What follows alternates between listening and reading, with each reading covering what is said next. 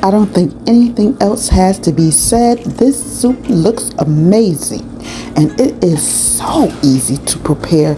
Just open a few cans, put it into the pot and stir. Oh, don't forget to heat it. Yeah, heat it and stir and it's ready. It's delicious.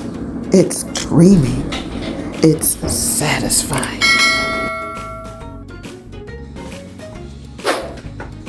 You should know what this is simply by looking at it. It's quite unique in appearance. Can you guess what it is? Yes, that's right. It's rosemary. Add a few more seasonings and some beef broth. Stir and get ready for that delectable surprise.